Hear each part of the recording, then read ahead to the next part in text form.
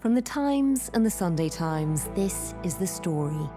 I'm Manveen Rana.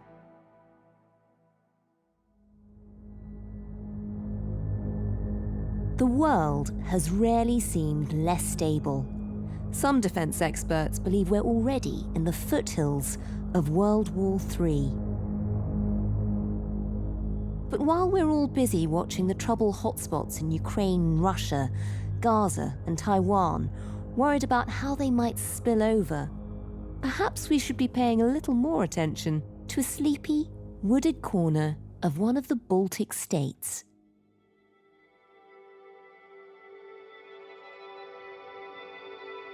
About 10 miles to the border between Russia and Estonia, there is this nunnery, the Putin Convent of the Immaculate Convention, which is a walled compound with these copper green roofs and a little pile of onion domes in the middle, surrounded by forest, extremely bucolic.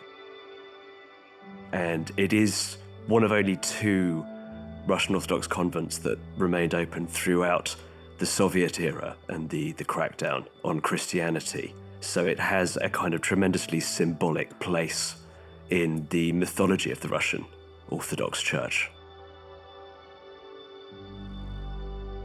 It sounds like the sort of place that belongs on the tourist trail, but this little convent, with its colourful domes, could be the flashpoint that causes a war between NATO and Russia. How exactly would that happen? We'll run through the scenario and question whether Europe could rely on America's help if it did.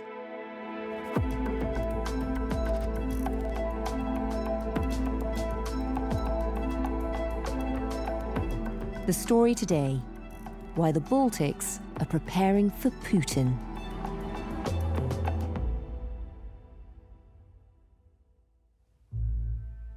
So, in the usual way, would you mind just reintroducing yourself to our listeners? My name is Oliver Moody. I am the Berlin correspondent for the Times and the Sunday Times. And one of the nicest parts of that job is covering northeastern Europe as well as Germany, the Baltic Sea region. And I have just written a book about it.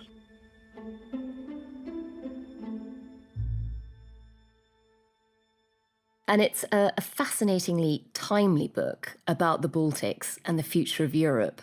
Just remind us a bit about that region. Which countries in particular does it take in, and what is it about them that you thought was so fascinating? In my experience, when most British or Western European people hear the word Baltic, they immediately turn their minds to the three Baltic states, Latvia, Estonia, and Lithuania. But actually, this is a much, much bigger concept, a region that has been tied together since the Bronze Age, when people were carrying pottery around the coasts on rafts. What we're talking about here is 9 countries in northeastern Europe. So if you go round in a kind of clockwise fashion from the west, you go from Denmark to Sweden to Finland to Russia to Estonia, Latvia, Lithuania, Poland, and then finally Germany, which is a Baltic Sea country, even if nobody thinks about it that way. Ollie, we're going to be looking at Estonia in particular today. Just give us a quick potted history of the country and its relationship with Russia. Estonia is about the size of the Netherlands, but there's only about 1.2 million people. And historically, it has been dominated by outside powers for most of its history. That was the Germans, and then the Swedes, and then the Russians. And it first got its independence at the end of the First World War, and then it was reoccupied twice by the Soviet Union. So the Estonians like to say that the Second World War for them lasted from 1939 until 1991.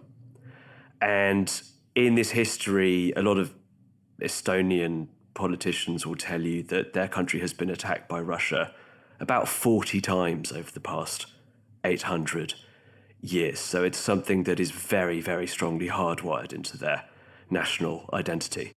I know you've been to Estonia a lot to research this book, and during those visits you've met a number of people, including the former Prime Minister, Kaja Kallas. Tell us a bit about her and how her life story epitomises some of that history.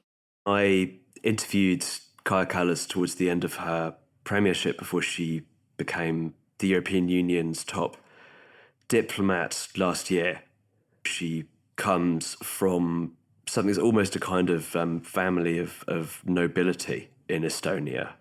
Her mother was taken from her home by the Soviet occupiers when she was a 6-month-old baby and deported to a camp in Siberia, along with tens of thousands of other Estonians, as the Soviet Union tried to decapitate Estonian society by robbing it of its social and political elite.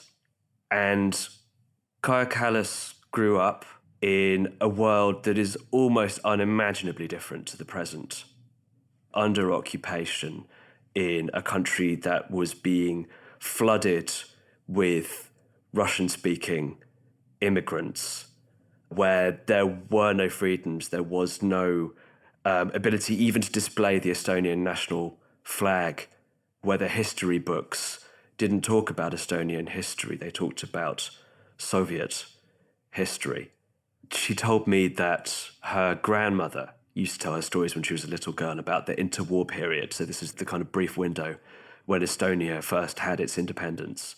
Her grandmother said that she'd gone on a ship with a Finnish sea captain and he had taken her to Hull. And Kaja Kallas said she'd tell her grandmother, "Don't tell me these fairy tales," because the idea of having the freedom to go to East Yorkshire and to walk around the streets of Hull was just inconceivable to her at the time. And if anyone is listening in Hull, I'm sure they'll think that's the appropriate amount of reverence it deserves. It is remarkable that in her lifetime, so much has changed. After those early experiences in Soviet times, Kaja Kallas also lived through some of those iconic protests when the Estonians stood up to the USSR in 1989. Just tell us about that. Tell us about the Baltic Way. The people of the 3 Baltic states arranged to join hands and form an almost unbroken chain stretching all the way from the easternmost border of Estonia to the westernmost border of Lithuania. It was about 2 million people, something like half of the total population of the Baltic states at the time. Just think for a moment about what that takes in an age where fewer than half of the households have landlines and there are no mass media. So this is just being transmitted by word of mouth under a Soviet police state. And it's an incredible visual symbol of the end of the Cold War and of the reassertion of national identity.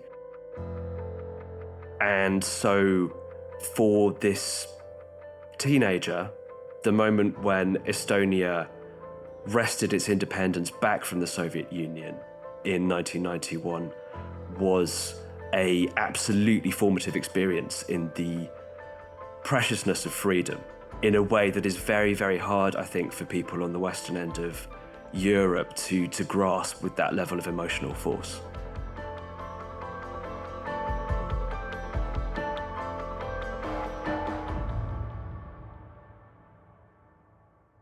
So for people like Kaja Kallas, there is a lived memory of finally gaining independence, but the struggle against Russia. What is that like now? Now that Estonia is an independent nation, is Russia still a problem? Russia is an enormous problem. It reminds me of the people who live next to kind of dormant volcanoes, and they know that one day the volcano is going to go off. They know how many times the volcano has erupted. They know what happened. But that state of mind is almost a kind of calmness where you expect and prepare for the worst, but at the same time you hope for the best. Given that constant alert, that sense that the volcano is about to blow, the last few weeks and watching America's apparent retreat from Europe must be incredibly alarming. A lot of people are doing a lot of thought experiments now to try and work out how this ends. So take us back to the convent you were describing at the start, the beautiful building with the onion domes. Why is that now so important? This is just one of the many scenarios you can construct for a military confrontation between NATO and Russia. The reason I've chosen it is partly because Putin has a personal animus against the Estonians. A few years ago, there was a leaked American diplomatic cable in which Putin had identified two countries as traitors to the Russian nation. One of those countries was Ukraine, and the other was Estonia. But also partly because the Estonian government is working on a reform that would effectively dissolve the Russian Orthodox Church in Estonia as a legal entity, much as Ukraine did previously. It argues, I think very plausibly, that the Estonian branch of the Russian Orthodox Church functions as a propaganda outpost. They characterize it as the most powerful tool of Russian influence left in their country. And such is the centrality of the Russian Orthodox Church to Russia's sense of itself as a state and to its sense of propriety over the Russian speakers and ethnic Russians that make up its diaspora in Europe, that it's possible to see this not just as a political flashpoint, but as a plausible casus belli for Putin to incite as his reason for making some sort of military intervention in Estonia. Just talk us through how it would actually play out.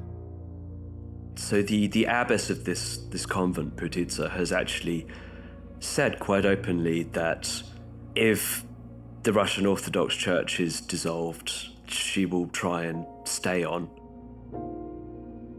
It's 10 miles away from the border, so you can imagine a scenario in which the Russians don't mount a full-scale invasion. They just send special forces units over the border in the middle of the night.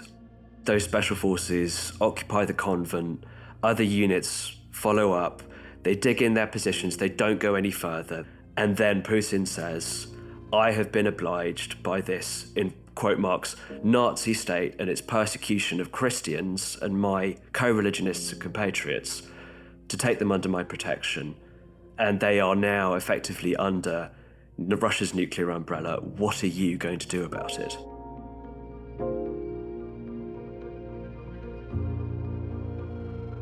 And part of this thought experiment involves saying, what happens if the Americans say, not only this is not our problem, but the Estonians have been, again, inverted commas, persecuting Christian believers, and knowing J.D. Vance's advocacy of Christian religious freedoms and knowing how well the Russians have been able to play that narrative in relation to Ukraine on Capitol Hill already, you can imagine a scenario where the Americans actively sabotage Estonia's attempts to defend itself. There have been fears for a number of years now that Russia might do something in the Baltics. Just give us a sense over the last few years of how NATO has been preparing for that eventuality.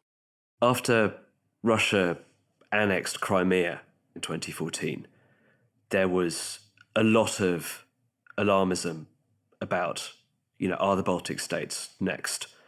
And all kinds of scenarios, including war games in which Russian tanks reached the outskirts of Riga in sort of 48 hours.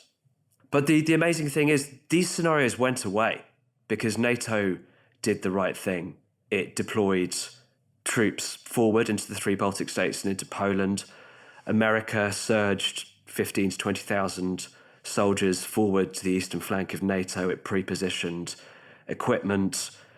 The defense budgets in the frontline states have just gone through the roof. Poland's pushing 5%. Estonia and Lithuania are planning to break through 5%. Finland and Sweden have joined NATO. The whole strategic geography of the Baltic region has tilted massively in NATO's favour. All that is great. The only reason why I'm bringing those scenarios back now is what has happened in the transatlantic relationship, because this whole curtain of deterrence that we have painstakingly built up over the past few years against Russia is now in danger of being torn down the middle. So if there had been an attack on the Baltics any time in the last 5 years, how would NATO have responded? Just to be clear, there is a detailed NATO defence plan, and there are also national defence plans, and these are extremely highly classified. Everything that I'm telling you now is either in the public domain, or you can just work through the military scenarios and then go to figures in the military and say, do you think this would really happen? And they will steer you. Nothing that I'm about to say is secret or classified. Large parts of it don't get talked about because they're really uncomfortable. So I've been speaking to intelligence officers, serving NATO generals, officers lower down in the national militaries, retired generals, military analysts and advisors who are very well plugged into this. About 24 of them in total. Tell me what they told you. What would the plan look like? The situation we're thinking about here is one where NATO has enough time to see this invasion coming and coordinate a political response. So we all agree. This is an open secret, but political leaders very often refrain from talking about it for fear of upsetting electorates. But in that scenario, Russia gets hammered on its own territory. And this is artillery strikes on Russian positions behind Russia's border with the Baltic states. It's also deep strikes on Russian military infrastructure going all the way from this railway line linking the Kola Peninsula to St. Petersburg by the border with Finland, right the way down to ammunition dumps and command posts in places like Pskov, naval bases around St. Petersburg. These are cruise missiles that have been stockpiled by the likes of Finland and Poland and Britain and Germany that all have targets assigned to them. This is something that NATO is extremely well prepared for. It's also something that the Russians know is coming. And if you read their military theory, they discuss it very heavily. They call it the IMVU, which is the Russian acronym for the Integrated Mass Airstrike. That's what they're expecting if they were to invade any of the countries in NATO.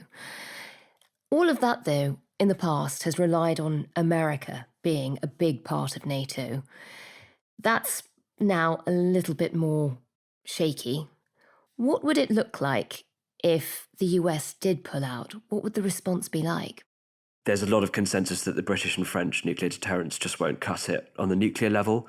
Conventionally, there are absolutely enormous gaps in our capabilities, ranging from ammunition stocks, artillery, drones, manpower, logistics, intelligence and reconnaissance. But it also means trying to find a way of coordinating this politically and in terms of military command structures without the US, which is really difficult because if you look at NATO, the vast majority of its military intelligence and a large number of its generals and senior officers are American. And if you take them out of the equation, it's very difficult to replace that capacity. But there is a worse scenario, which is if you look at what happened in Ukraine a couple of weeks ago, where not just the flow of American intelligence and spare parts and ammunition was cut off, but also the targeting systems on American artillery and rocket launchers in Ukraine. People are thinking, what if that happens to us? Are all of those very expensive pieces of American kit that we've been buying over the past few decades suddenly a huge strategic vulnerability? So what do you think the future looks like for NATO? It's not good. There are plenty of people in European governments who will privately say they worry that NATO is dead. But there is also a more hopeful scenario in which the things we have to do to keep the Americans in and the things that we have to do to be able to defend ourselves on our own if we have to are largely the same. And that is just quite simply making ourselves more militarily self-sufficient as fast as we can.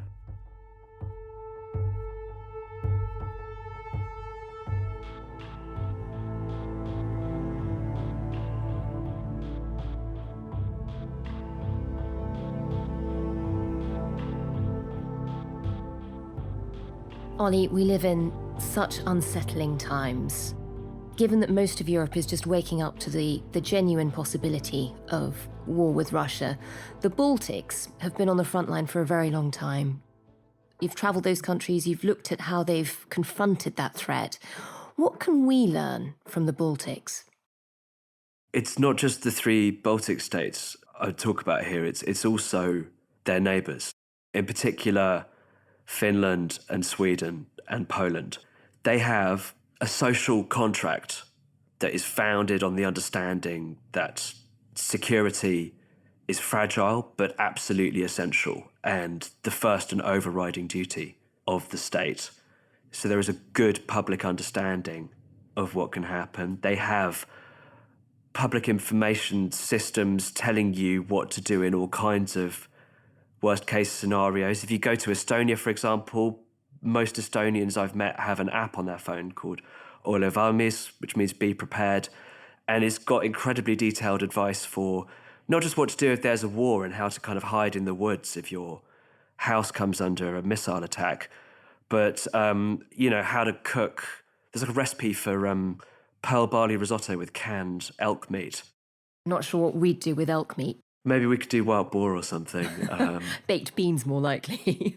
One thing that's really, really good to bear in mind here, and is increasingly being studied as a model, is Finland's so-called comprehensive security concept, which is basically that keeping the nation safe is not something you outsource to the armed forces. It is a fundamental duty of every citizen, and there are long-established mechanisms for turning over things like private manufacturing to military or dual-use purposes in a crisis scenario, which they've already activated to a certain extent.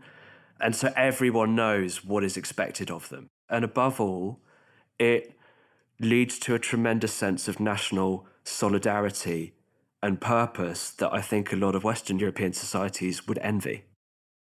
And just finally, Ollie, you've spoken to ministers, heads of state, senior military leaders for this book. You've thought about it a lot too. How worried do you think we should be about war in Europe? Krišjānis Kariņš, he was the Latvian foreign minister at the time, put it best when he told me, there is war in Europe. The question is, how do we contain it and prevent it from widening out from Ukraine to our own front doorstep? And we need to stop thinking in terms of we are in peacetime now, and then one day there will be a moment when we go into a war. That's not how it works. We are in a kind of twilight zone between war and peace, where we're looking at kind of incremental gradations of escalation. And we may very well wind up in a war scenario without even realizing it at first.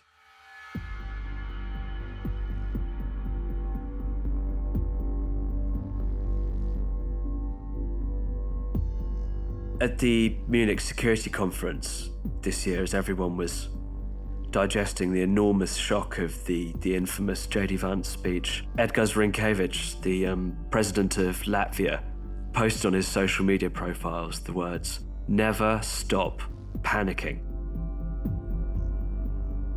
And that just struck me so deeply, because panic is not something people in the Baltic states do. But the weight behind those words is effectively the only way we can create optimism in this dark time, is to really recognize how difficult the situation is and to come to terms with that and really, really confront the extreme dangerousness and precariousness of this time.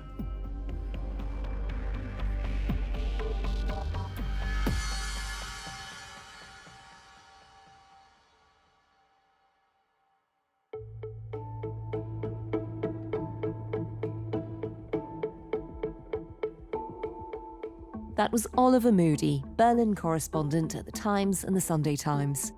Today's producer was Olivia Case. The executive producers were Kate Ford and Taryn Siegel. Sound design and theme composition were by Mal Assetto. If you enjoyed this episode, you might want to go back and have a listen to one we did with William Hague on Trump's new presidency. I think history will say this was the turning of a page into a new chapter in the history of the world. There was the Cold War, one chapter recently, and then there was a pretty settled period on the whole. And what we're seeing here is the start of a new chapter that is a much more dangerous period than we are used to living in. That's why we have to do more for our own security. We'll put a link to that conversation in the description of this podcast. If you can, do leave us a review wherever you get your podcasts. It'll help others to find us. Thanks for listening. See you again soon.